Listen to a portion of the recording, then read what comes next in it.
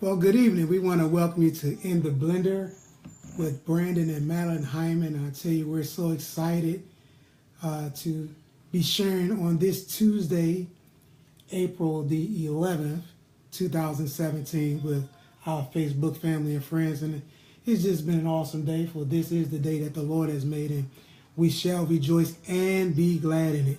So we thank you all for tuning in again to In the Blender with Brandon and Madeline Hyman. Good evening, everyone. And I tell you, we've just been so excited in anticipation of this broadcast.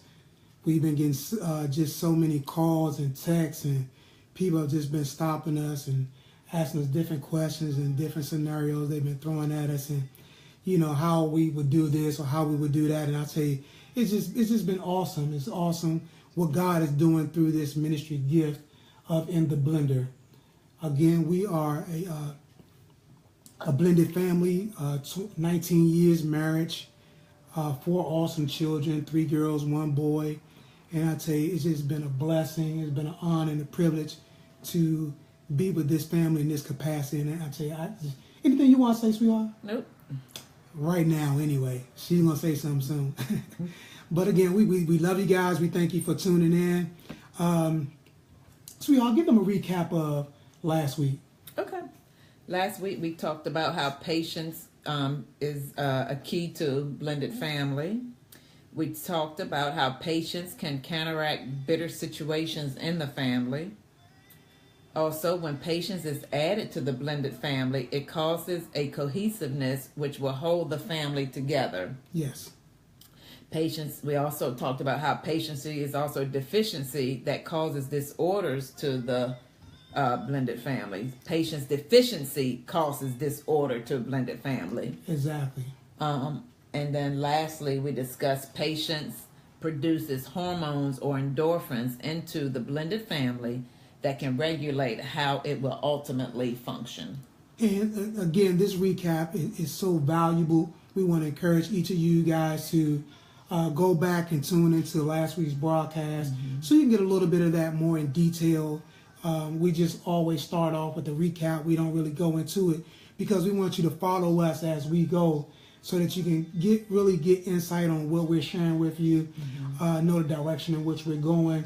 Again, this is a God-ordained ministry gift that we're bringing to the Facebook family live, and it's just been such a blessing. There are a couple of statistics that we want to share. Want to give those statistics as well? Okay. 58.6% of blended families are what they call simple blended families. And what that means is there's only one child in it. Yes. 41.4% of blended families are what they call complex blended families. And what that means is that there are more than one child in it from either one or both parents. Correct. Secondly, about one-third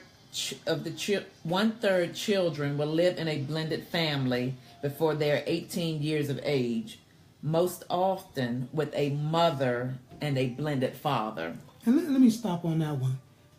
You can see why it's so important that this is discussed, because this is what we're entering in. Is these are the dynamics of families now, blended families. A lot of people again are deciding to have children first and then marry, because a lot of people nowadays, they want to be established in their careers, but they also want the one parenthood. And so choices and decisions are a lot different than they were 30, 40, 50, 60 years ago. And so consequently now, the blended family dynamic is just exploding. Just about every other person that you're talking to right now is a product, or they're in a blended family. And so it's important that there are tools out there to encourage. There are tools out there to direct, to instruct, and to lead and to guide. And so that's what we're here for. That's why we have In the Blender with Brandon and Madeline Hyman, so that we can be one of the tools that God is using to help encourage blended families, to provide a source of strength, to provide some encouragement and some inspiration. And so what is that last statistic? Statistics say that it takes about 5 to 7 years for a blended family to truly blend. Now that's something. Let me share this. One of the awesome tools that we are part of, or that we've been blessed to be ministered through, is Marriage Made Easy through our ministry, Spirit of Faith Christian Center, Dr. Mike and Dee Dee Freeman. Awesome pastors, awesome generals in the body of Christ. And every month, every other month, we have the Marriage Made Easy ministry in our ministry here in Maryland. And so it's been a phenomenal tool that we've gleaned from and learned from and participated in over the last 9 years of our marriage. And so that's one of the things that we've used to just catapult us into that next stratosphere, that next dimension in our marriage.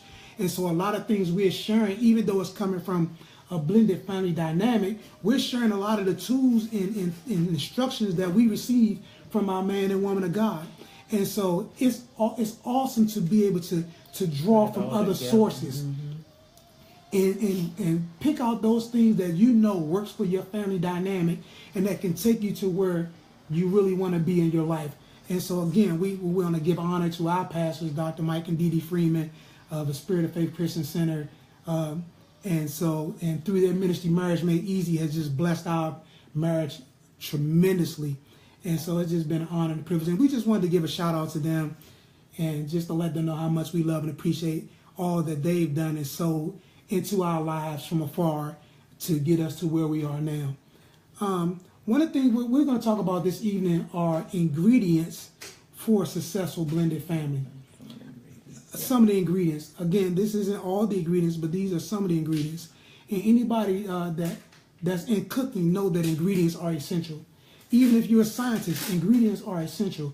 And so you want to make sure that you're putting the proper ingredients to whatever it is you're trying to get out of life.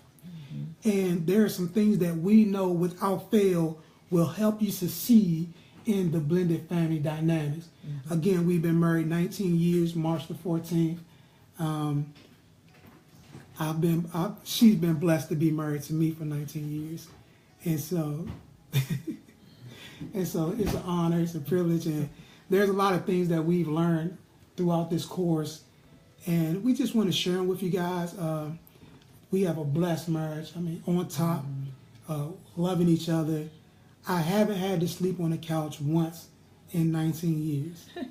And so that's a testimony. I've never had to sleep on the couch once in 19 years. I've never had to sleep in a separate bedroom once in 19 years. And so if I can use that just as a testimony, I've learned some things. And there's some things that I know to be true, right, and that is applicable if you want to take your marriage and your blended family to that next level, that next dimension. So, sweetheart, start us off on the ingredients. I'll read the first point. Anticipate parenting changes and decisions. It's important to discuss the role of the new parent raising their new spouse's child or children, as well as changes in the household rules that may have to be made. Understand that children are likely to respond differently after blending because the blended parents has now assumed an official parenting role. And I kind of had that, also I had added that, the agreement part, but that kind of can tie in with that. Gotcha. So first of all, we want to talk about anticipation. It's important to have anticipation. And what that simply means is understand that there are going to come times where things change. And you have to anticipate change. A lot of times we find out, especially in a blended family dynamic, is if you don't anticipate change, change will overtake you. We've encountered a lot of people in this dynamic, in this family dynamic, that when change comes, they're unprepared. And so when those changes arise in their blended family, they have no idea what to do. There's no backup plan. There's no contingency plans that's set aside to compensate for those changes. And so it's important going into the blended, even if you're in the blended family, start anticipating changes. That's not necessarily saying that you want changes, but change is inevitable. Even in ministry, this is the year of change. And so a lot of you guys that know me, you're right now, you're viewing change. Last year, November the 1st, I weighed 113 pounds more than I weigh now. That's change. That's tremendous change. Yes. But guess what? I anticipated that change back in January of 2016, which positioned me for the change that I'm in right now. And so it's important to anticipate change, anticipate parenting changes and decisions. It is important to discuss the role of the new parent raising their new spouse's child or children. It's important. One of the things that we didn't do, which could have been very detrimental to us in our marriage, was we didn't discuss roles as related to what I was going to do, how I was going to do it, what needed to be done by me, what didn't need to be done by me. Right. And so a lot of things we learned on the fly. And let me tell you something. Sometimes there can be a hardship when you're learning on the fly. You know, there are some things that I wish I would have known. I wish I would have inquired about. I wish I would have been taught about, so that when I entered into this blended family dynamic, I would have did things a whole lot differently. I would have saved my family a lot of time in progression, because I would have had the proper information and I would have anticipated some things going on. Because when we started off, our girls were 16, 13, and 10. And so you're talking about in a couple of years, I went from having 2 teenagers and an adolescent to now 2 teenagers and a grown-up with grandkids. And so those changes were dramatic and drastic for a young man coming into a blended family and really not having a foundation as to what needs to be done and what doesn't need to be done. Right. And so it's important to, anticipate parental changes and discussions. Also, it's important to discuss the roles of the new parent. But then not only that, you have to understand children are likely to respond differently after the blended parent is there for a while. Starting off, because of my lack of understanding, there was a wall up as it relates to communication with me and my girls. And so it wasn't a high wall, but it was high enough that we had to really jump high if we wanted to get over it, if you understand what I'm saying. We couldn't just step over this wall. And so, but as time progressed and as we grew in this blended family and as we really sought the face of God and sought God's wisdom and really sought out greater counsel and instruction, things changed drastically, dramatically. And I tell you, we had one of the most awesome family dynamics that you'll ever see as it relates to a blended family. And I tell you, but it was because we allowed time. Again, we talked about patience last week. We allowed patience to have a perfect work, because that's what the Bible says, let patience have a perfect work. And we allowed patience to just have its way in this family dynamics. And I tell you, it was awesome. Anything you want to say about that, sweetie? Go to our next point. So the next point was agreement. Parents should have a conversation and come to an agreement on rules. You kind of said that as far as like curfew, chores, discipline style, which agreement brings about oneness or unity between the child and children's parent and the new parent. Exactly. And that's important. It's important that you have that conversation, you come into agreement, and it's important not only that, write a list. Right. Write a list of what you want to discuss, so that you're not just having a conversation that's not going anywhere. The Bible says, write the vision, make it plain. And that's one of the things that we discuss even in Marriage Made Easy, is having family meetings. Right. And so it's important, especially going into this blended family. And even if you are a blended family and you're not meeting, let me encourage you, meet with your family. Meet with your family as much as possible to discuss where you at and where you want to go. Exactly. And the necessary the changes that are necessary for you to accomplish those desires. To get there. Yep. It's important, because there's nothing like driving without any direction. And now there are some people that have a great sense of direction, but let me say this, just because you have a great sense of direction, that doesn't mean your family has a great sense of direction. And it's so funny because my wife, she calls me the human map. There's not too many places I can't tell you how to get to just off my dome. And just even growing up, my parents could never take me somewhere and I get lost. I've always had the ability that if I saw how to get to a place, I always remembered step by step, turn by turn, how to get back there. And they'd be looking like, how did you remember that? It was just something that I just possessed. But understand that everybody doesn't have that. And so a lot of times we as men, we think that we can lead a family and not give them directions.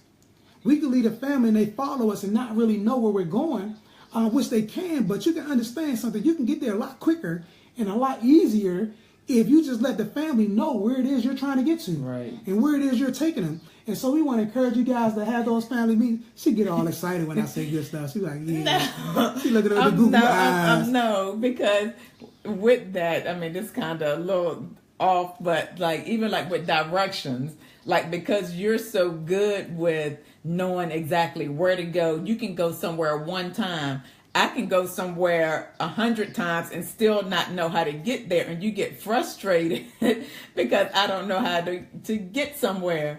So even in that, you still have to be able to be patient and tell me how to get to where I'm trying to go.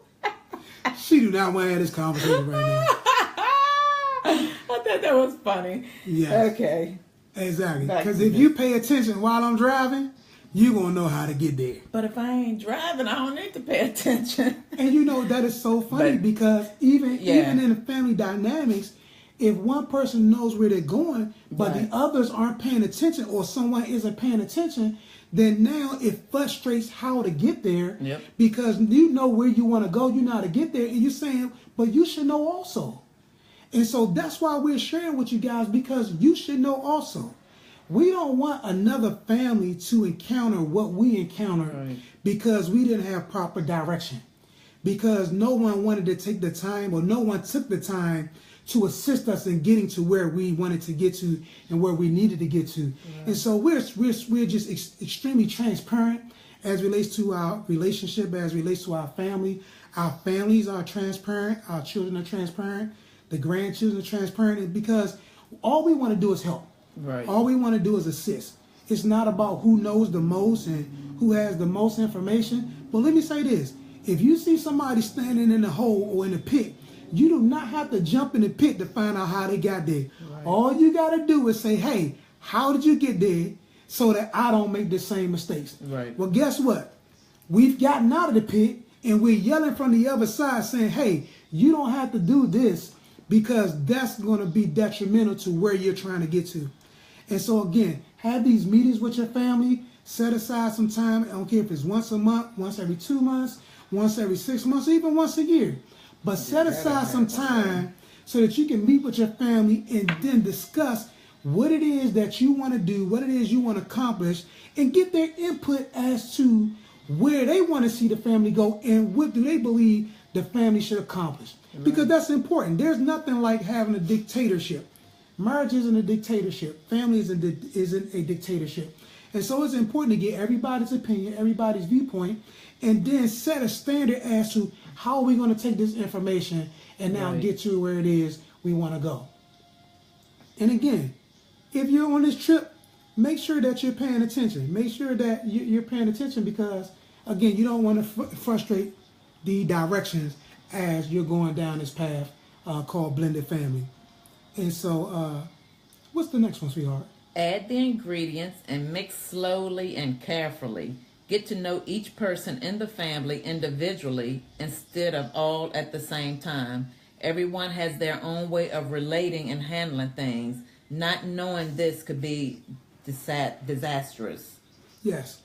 And so, again, when you're adding these ingredients, when you're adding, when you're making that cake, you don't just throw everything in at one time. Some people think you do, but you don't, because there's processes to making a cake. Right. There's steps to making a cake. And so you want to make sure as you're making this blended family, you want to make sure that you take your time when you're adding ingredients. Understand that everybody doesn't move as fast as you move. Everybody doesn't catch on as fast as you catch on. Everybody doesn't even see what you see right offhand. Correct. And so when you're adding these ingredients, when you're doing the things that's going to take your family to that next level, that next dimension, move slowly. Don't be in such a hurry to get this thing accomplished. Mm-hmm. You know what I'm saying? Because instead of a cake, you're going to get a biscuit. And there's a real big difference between a cake and a biscuit. There's a real big difference. And we found out that a lot of people, they eating biscuits when they really want to be eating cake. Mm-hmm. I love cake. As you can see, I'm not eating cake anymore. Mm-hmm. But I love cake. You know what I'm saying? I had a relationship with cake. That was my woman. You know what I'm saying? It was a fight between my wife and cake. And sometimes cake won. But it's important. It's important to make sure that you take your time, that you mix these ingredients slowly. You don't want to suffocate your family. You don't want to strangle your family. You don't want to hurt your family. What you want to do is family to fall. You know, cake, when it's not all the way done, you take it out too soon, and it just drops. She like when she say something. It's so funny. That was good, wasn't it? Wasn't it good? That was good. Talk about it. Okay, yeah. Tell me. She gonna say something to tell me talk about it. Isn't that hilarious? Yeah. But no, again, you want to make sure that the insides are done. And that's what she's talking about. Anybody that knows about baking, sometimes the cake look like it's ready. Mm-hmm. And, you know, if you old school, we should take a broom straw. A broom straw. Well, we nasty. Then we do some nasty stuff. But we should take a broom straw. That swept the floor. That we done swept the floor with. And stick that broom straw inside the middle of that cake to see if that thing was right. Mm-hmm. And if some of that batter came up, guess what? It wasn't done. It wasn't done. And so it's important that, and I like that analogy because it's sometimes, understand this, sometimes you're going to take something that seems like it's dirty, that seems like it's unclean, that seems like it's unsanitary, but it's going to give you a gauge to let you know if what you want out of this is at the right stage or not. Yep. Because sometimes you can take that thing out too fast, and guess what? You're not getting the results of it. It's nothing like a super moist cake that's undone or undone cake. And so again, you want to make sure that the insides are done. You want to make sure that it's cooking at the right temperature, that you're not overcooking it, that you're not cooking it too fast, because you don't want the outside hard but the inside, you know, mushy. And so it's important that you add the ingredients, you mix them slowly and carefully. Consider. It's important to consider. Handle with care. Handle with care. Exactly. It's important that you handle these things with care. Knowing or not knowing this could be disastrous. There's nothing like, man, you going into a blended family and you do more harm than you do good. We've seen countless, especially to the children. It's so very unfortunate that we don't consider the children when we start blended families. Right. You know, a lot of times we just focus in on ourselves as the husbands and the wives, and we focus in on building us up, but we don't take the necessary time to build up the children. Mm-hmm. And so one thing about me, I like to drive. I love to drive. When I met my wife, the year I met my wife, I was going to be a tractor trailer driver because I just love to drive, and I was just going to drive across country because it was just something that I love doing. But God said, no, your wife is on the way, and if you get in the truck, you ain't going to meet her. And so I wanted to meet her, and I didn't take that job. But it's important that you consider what you're doing, how you're doing it, because you want this to be a testimony. Anybody that know us, that know our family, know how much our children love us. There's nothing like having your children love you.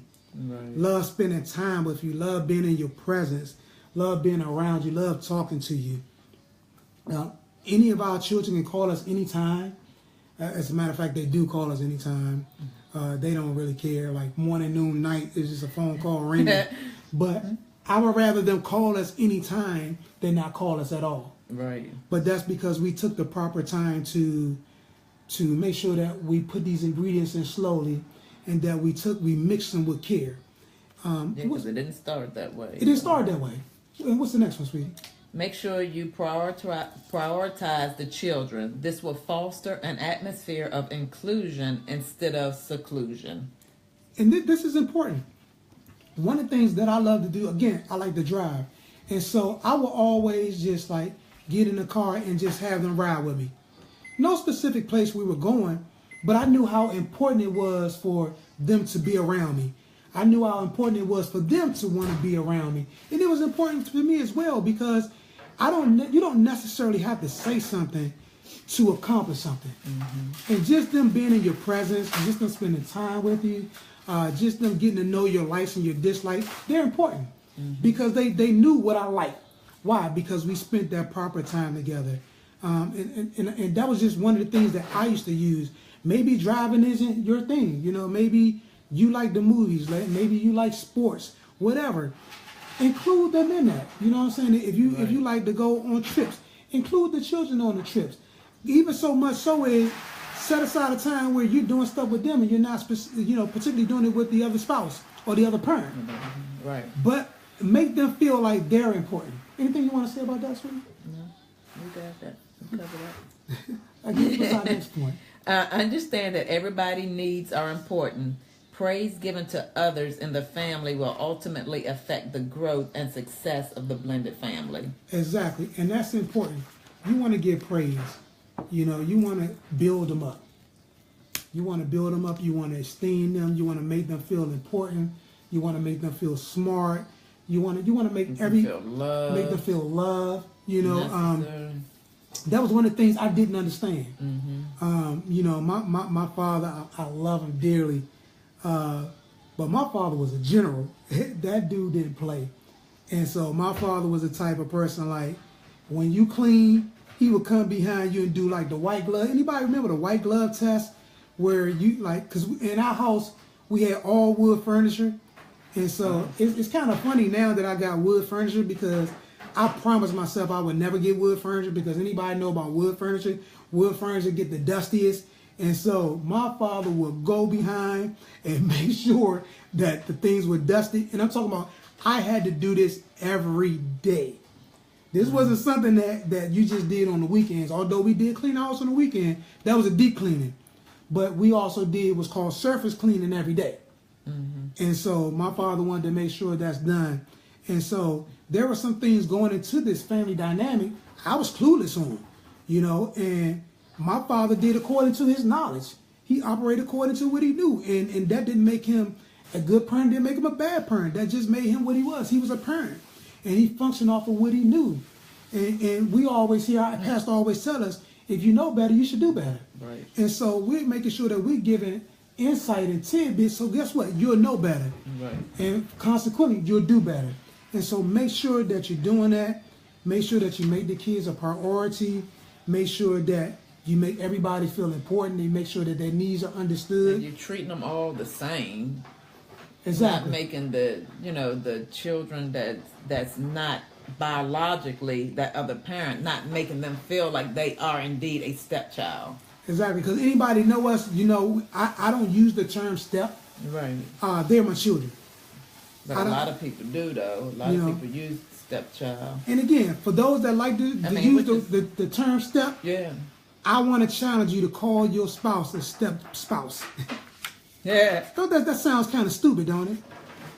It really does. You don't go say, yeah, that's my stepwife.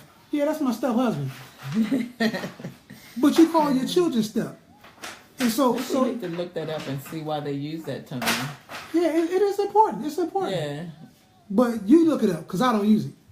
But what I'm saying to you is it doesn't sound good. It's already putting a connotation out there that we're not authentic. You're an additional. That you're an additional. Or not a part of. That you're not a part of. So we want to challenge you on that. What's the last point the last ingredient we want to talk about, sweetie? Role playing isn't necessary, but knowing the role of each individual is essential. It is important to know how the children see things as well as how the parents see things. Exactly. So we don't role.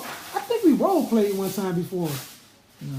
But I think everybody wanted to play me. It was so unfair. We have done something like that before. Yeah, it's like, don't y'all want to play some? Everybody wanted to play. You was the one that brought all this earthquake in our world. Is there any way I can delete her right now? Nope. I can mute her and you just can hear me? Nope. No, but remember we did that? But yeah. So we don't role play. Role play only if you can handle what they got to say. My daughter talk about, yeah, she remember that. Because everybody everybody wanted to be me. Yeah. That was hilarious. Yeah. And it was funny because everybody did me the same way. So if you can handle being somebody showing you, then you role play. If you can't handle them showing you, don't role play. Just get an understanding of each role.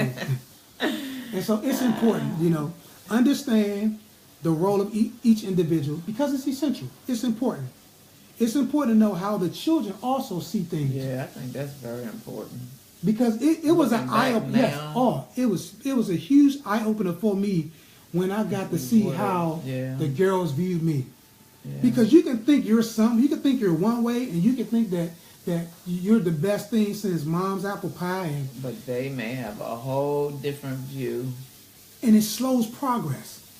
And one thing we want to do is we want to speed up progress. Mm-hmm. We want to accelerate progress. Because this marriage is made easy. Blended families are made easy. Mm-hmm. And so we want to make sure that you understand this and that you can take these tools, these nuggets that we share weekly. We're only here for 30 minutes. And I tell you, our time is up. Mm-hmm. But it's been an absolute blessing. It's been an honor. It's been a privilege to share with you guys. Again, share the broadcast. If you know anybody that's a blended family, again, we don't just share things according to the blended family because, again, we're about families. Correct. But the dynamics are changing. And so you need to know that you're not in this by yourself. You can make it. You can make it. Not only can you make it, you've already made it. Yeah. It's already done. We're just giving you tools. We're giving you tidbits. We're giving you insight so that you can now take these and go back into your families and you can be better and your family can be better. Yeah. So we love you guys. If you have any questions, feel free to hit us up on what? We are a blended family at gmail.com. Give it to them one more time. We are a blended family at gmail.com. And I tell you, we're so excited. We take your questions, your comments to our emails. Again, we don't put names. We don't attach names to anything. We just include what our questions are into the weekly discussions. So again, if you send in a question or you send in a concern, you send in a comment, be assured that we will address it, but we'll make it a part of our weekly discussion. Yeah. We love you guys. We thank you. Our site, our Facebook site is still being perfected. Well, the Facebook page is up, but we're working on it. We're working on our Facebook page, so we're working on that. Again, you will enjoy it once it's complete and done. But we thank you guys. We love you guys for the support. Don't forget to share. Again, anybody you know that's a blended family or that has a blended dynamic or that's entering into a blended family, and you want to make sure that they start off on a fast track, that they execute and they miss and all these pitfalls that set up for them, make sure that they tune into In the Blender.